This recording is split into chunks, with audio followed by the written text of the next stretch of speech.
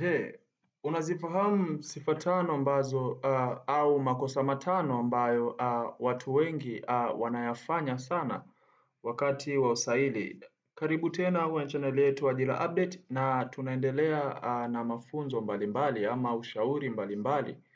Tukipokea comment kutoka kwa ndugu zetu basi tutaposti comment hiyo na kuijibu kwa njia ya video. Moja kwa moja tuende kwenye makosa matano ambayo watu wengi au hatutakiwi kabisa kuyafanya.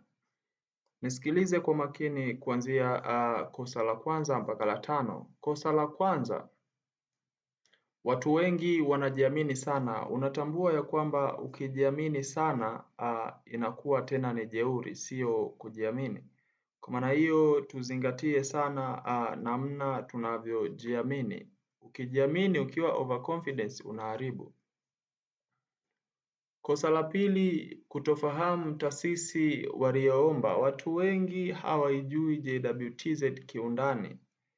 Kama unatamani ujue JWTZ kiundani basi jitahidi sana kujifunza vitu vyake ambavyo ni vya kiundani zaidi. Kosa la tatu, muonekano na nidhamu mbovu. Watu wanaenda na mavazi ambayo sio sahihi. Hata kabla hujaingia kwenye chumba cha usaili mtu anaonekana tayari huyu mtu hafai, ana nidhamu mbovu. Kwa maana hiyo jitahidi sana kulinda nidhamu yako ambapo utaitwa kwenye chumba cha usaili ama ukishaitwa tu kwenye usaili. Kosa la nne, kujibu maswali haraka haraka bila kufikiria. Watu wengi wanaropoka tu, hawataki kufikiria. Tumeshatoa mbinu namna gani ya kujibu. Hakikisha angalau unapitisha sekunde kadhaa unapoulizwa swali ili kufikiria kiweledi zaidi. Kosa la tano, kudanganya kwenye vyeti na taarifa. Watu wengi watakapoombwa taarifa wanaweza kudanganya sehemu anayotokea kwa kujiangalia yeye. Mfano mtu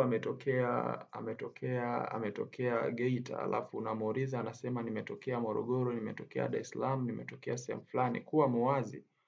Uongo haudumu. Kwa hiyo ukiulizwa na mtu yoyote umetokea wapi, kuwa muwazi. Mwambie sehemu niliyotokea. Kama ni kijijini sana sema. Watu wengi sana hususan dada zetu wanapenda sana kujivisha sehemu ambazo hawajawahi hata ishi.